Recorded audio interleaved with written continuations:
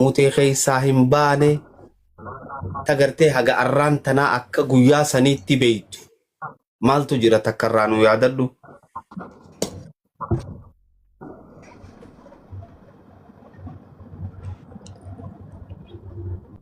Afi hedduu miira nama suyxuna. Sagaleen dhagahamu jirti? Hin dhagahama? Jirti. Hayyee ulfaadhaa galatooma. Gaafii Ustaaz Hamzaan na gaafate. Sagalee diriirtaa dhagahuutti hin jiru kaman? Isin hundi hin dhageessanii? Lakki nuti nama dhageenya qaceellotti dhageenya lakki. Ni dhagaa warra jalaati gaafanna warri jalaa sagaleen jaal diriirsaa isiniif dhagayamaa jirti. Ni dhagayama jechaa jiranii itti adeemu wayyee itti deeme jaal diriirsaa. Ulfaadhaa galatooma. Gaafiin kun gaafii ulfaataadha. Gaafii uummata Oromoo guutuuti. Gaafii anillee miira kiyyana tuqu.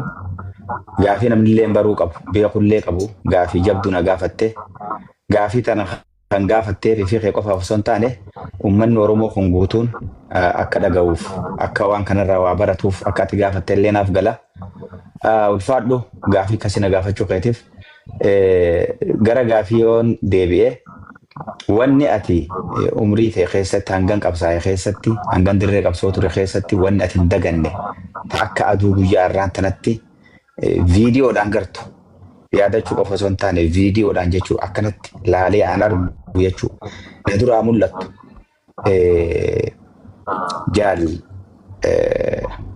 jaallan kiyya warran an waliin ture keessa aanaa leencoo nama jedhamu nama barate nama dhalataa gaara mul'ataati naannawa baddannoo kan akka dhalate nama very smartidha nama hedduu wayis barate.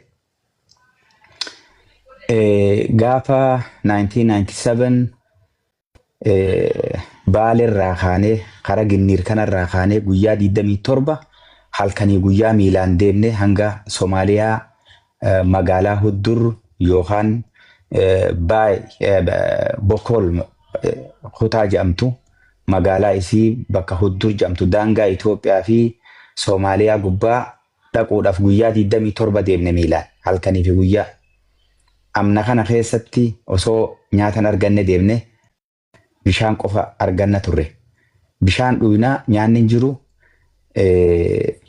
Kana keessa waliin dabarreeti Huddur san dhayne biyya Huddur jedhamtu san magaalaa daangaa Itoophiyaa fi Somaaliyaa gubbaa jirtu.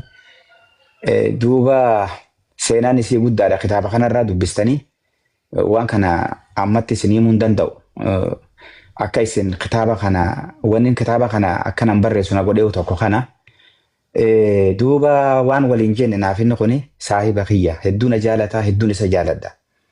Yaa jaal diriirsaa naan jee nuti nama 70 dhayne bakka san biyya san yaa jaal diriirsaa yoo lubbuudhaan hafte yoo lubbuudhaan jiraattee carraa uummata Oromoo tii wal arguudhaa argattee rabbiin achiin si gee wanni nan si dhaammadhu naan jee kitaaba tokko barreessitee waan arra nuti taane kana waan nuti nu mudanne kana ka uummanni keenya quban qabne yeroo sooshaal miidiyaan hin jirretti yeroo telefoonni hin jirretti yeroo uummanni keenya akka ammaa kanatti waan amma ta'e waliin dhageenyetti bara dabdaabbee xalayaa walii barreessinu miila namaatiin walii erginu barri sun bara akkasii keessatti wanni kun mudate yoo jiraatte lubbuudhaan carraa argatte kitaaba tokko uummata Oromootii seenaa keenya kana barreessi uummata Oromootiin nuu gahiinii naan jee yoo ati immoo akka carraa asikki duutee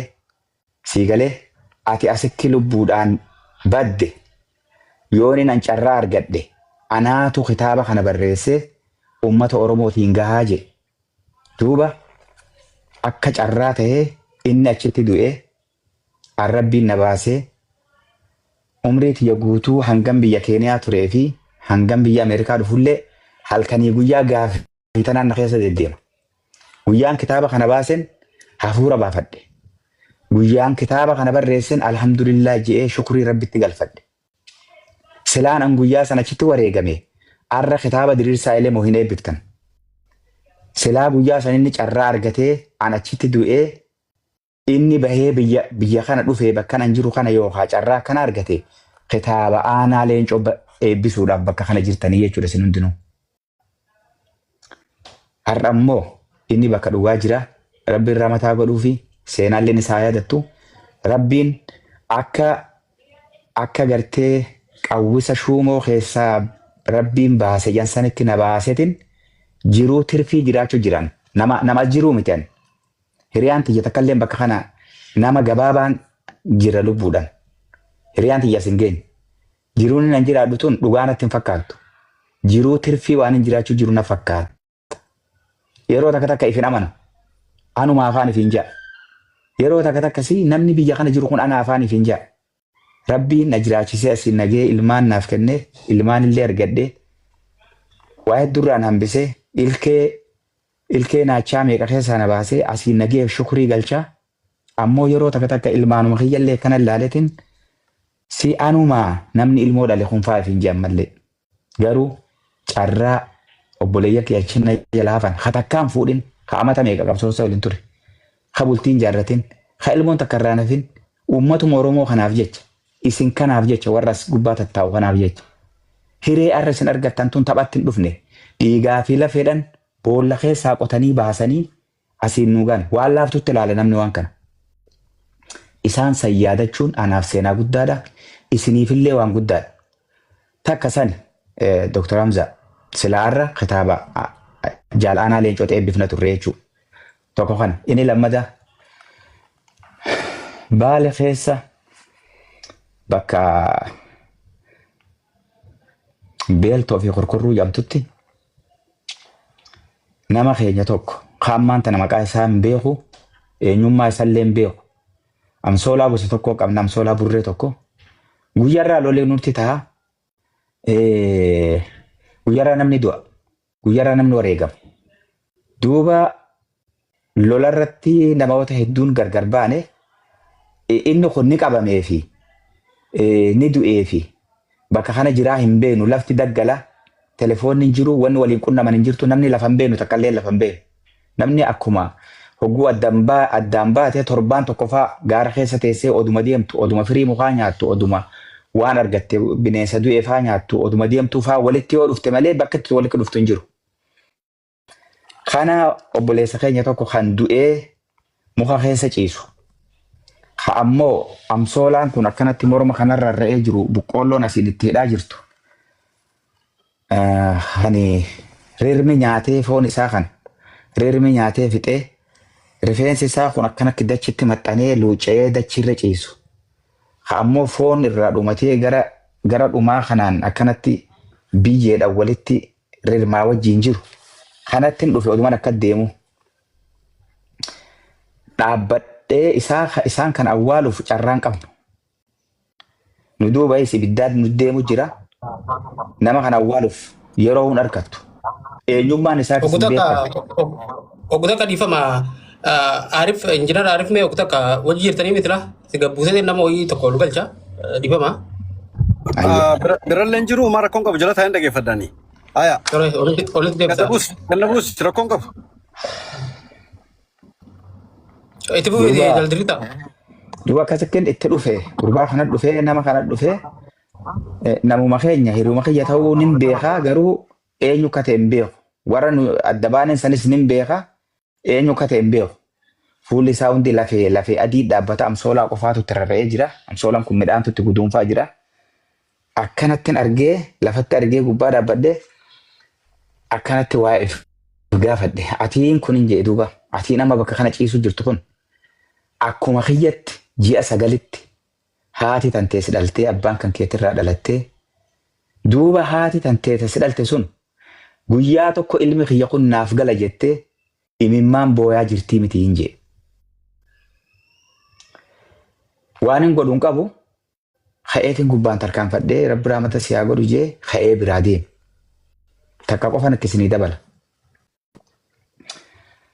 Achuma dhaaree bakka jiran beelta qorqorroo keessatti kutaa baalee keessatti nuyi guyyaa 6 humaan nyaatin nuyi halawwatee bas bishaan hedduutu jira wayyaaneen bishaan kan hunda dhagaa gurguddaa fi qoreedhaan cufte akka nuti hin dhuyneef jecha. Bishaan kana biraan conconee yaa'u hasilaa nuti dhuynu fidaniiti marziitti naqan summii akka nuti bishaan kanas hin dhuyne jechuudha. Akka yoo dhuynellee duunu jechuudha. Eela 76 beeltoo fi kurkurruu keessatti dirree Sheekhanaa Hussein Ginniir hanga gaara Kubbaayyootii fi Qaachan gahutti eela 76 cuqqaalaniiti kaan summii itti naqan. Kana duuba nuyi bishaan illee waan dhuynu dhabnee rakkannee beelti guyyaa ja'a harkaanu qabdu dhufanii nu marsan. Nu marsanii lolli hamaan nu rakkite jechuudha. Lola hamaa nu rakkite kana keessatti hiriyaan kiyya obboleeyyan kiyya kanuma akka keessan kana babbareedu. Babbareedduu ilmaan ayyaa, ilmaan abboodhaa, ilmaan oromoodhaa, ijoolleen teenya jechuudha. Nama 15tu bakka isaanii na jalaa wareegan. Namni 15 wareegamee anaa fi namni hayni tokko jaalbobbaasaa gadaa jedhaniin amma na laalu jira. An dubbii ragaan qabne dubbadhu.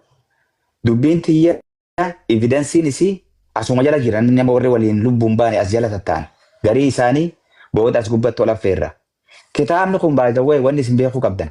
Kitaaba referensiin isaa as jala tatta'aa jiru namni.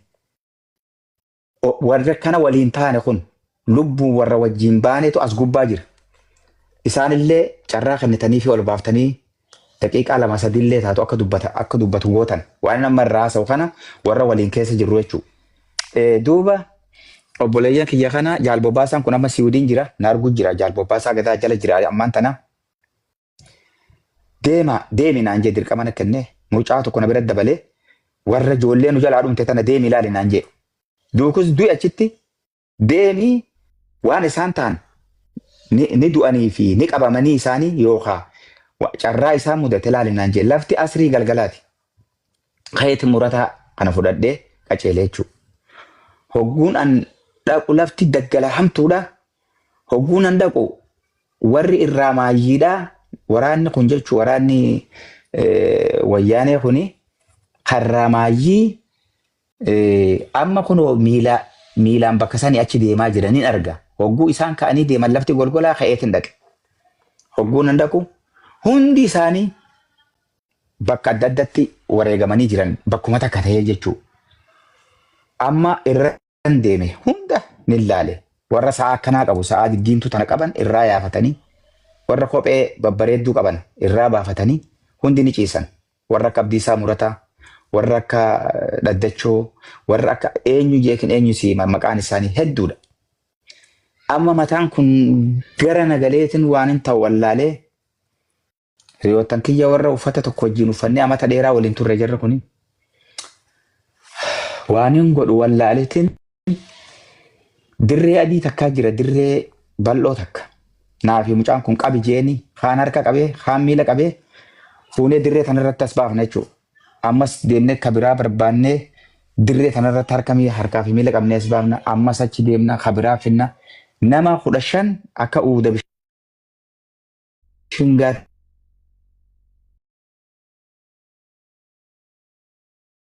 Jaalguysaa Galmoo tunatti bilbilu jira. Namni Jaalguysaa Galmoo beektan tiktaakii kana akkanaan hiixan isin gaafadha. Nama guyyaa isa waliin jirru hoggana kiyyaa jechuudha. Achi deemetiin guurree naafi mucaan kun akka uuda bishingaatti akka ijoollee teenya tan ol dhabe. Ijoolleen tun irra guddaan ijoollee baha Oromiyaati Harargeedha. Inni lammadaa kibba Oromiyaati ijoollee teenya ta'a Arsiiti irra guddaan.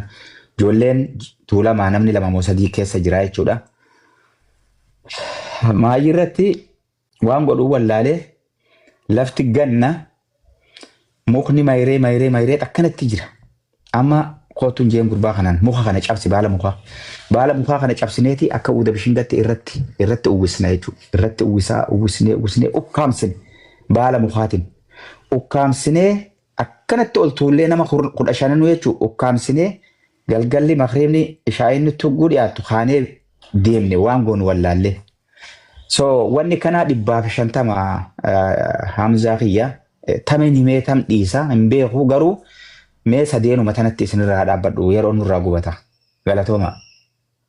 Galatoomi jaldirir saqiya waan ammaati haasoyte kanarratti akka waan gartee dubbii wal qabattu walaloo faatee anni yaayoo yaadat waraabeysi yuusee hulane ni beeyta ati gaa sittinimu reefa gootaatirra wal yaame waan joosaniitu na keessa dhufe gootan qaqqaalii sabaa ka isin jettee wanni goote silaarraa jiraattee waan sannuu jettee hedduun itti gammada dubbii wal qabatti. Tanaaf wanni intana si gaafadheef jaldirir saqiya namni 3,400 asirra jiru kun kitaaba odeeffatanii godhan osoon tahin kitaaba jiruu tee keessatti irra deemtee barreessite tahuu akka hubataniifin kana si gaafadhe.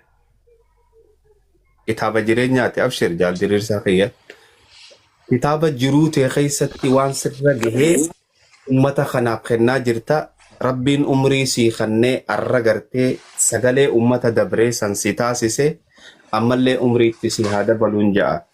Tanaaf jara keenya haasawa afaanii qofa osoon ta'in gochaa fi jechaan waan gartee jaldirisaan irra dabre akka isin hubattaniif annin beeka akka isin tana hubattaniifin isinii gaafadhe. Ayyo. Galatoomi jaldirir saqiya gaafii hedduun qaba silaasin gaafadha ammoo asumattiin gabaabbadha. Asumattiin isinirraa gabaabbadha akka itti deemtaniin kabajaa fi jaalalaan isiniif kan birraa kiyyatti dhiifama.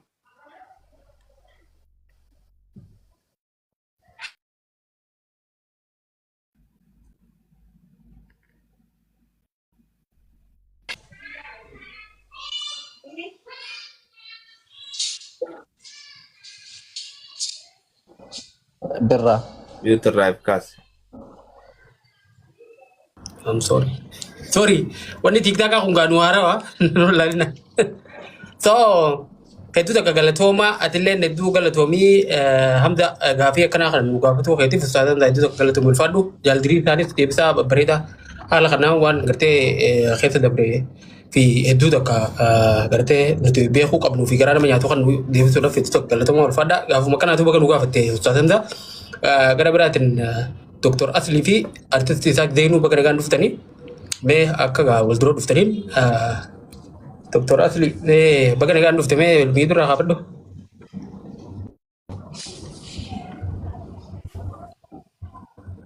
I think daga tinjurun sa Dr. Asli daga tinjurun na pakati artist Isaac Zenu welcome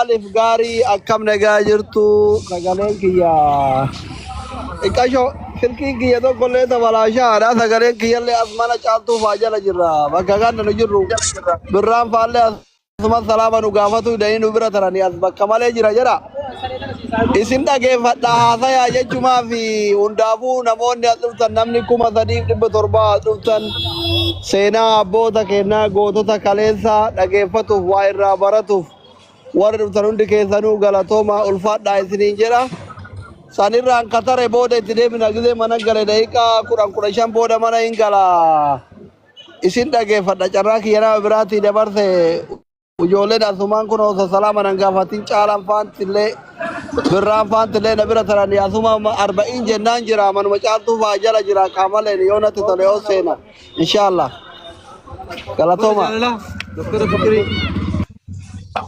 abo doktora kamte osoo sigaru sibira dabarre nagarre tole itu tak galatomi Dr. Asli itak Zenu bagan gan dufte Kana gaannu eegdanii hundi keessan akkam jirtu waa'illan koo warri biyya Ijibti jirtan warri biyya adda addaa jirtan baga wal argine. Egaa akkuma beekamu faana leencaa nutis asitti hanga danda'amu waan dandeenyu irratti hirmaannee sagantaa ajaa'ibaatiin sagantaa bareedaadha. Isaan bira dhaqnee Minnesotaarraa kaanee bakka isaan jiran nuti deemuudhaaf qophoofnee jirra. Anis daawwiteenis sagantaa bareedaadha jedhee yaada. Asirrattis kan jalqabame waan gaariidha.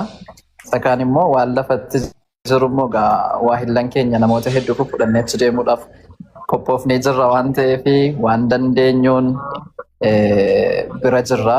Isinis gaafa sanatti warri diriirsaa ilanii bira jirtanu siitiiwwan adda addaa irraa asirraa nama hedduudha kan na wajjiniin deemaa jiru dhugaa dubbachuuf taanaani.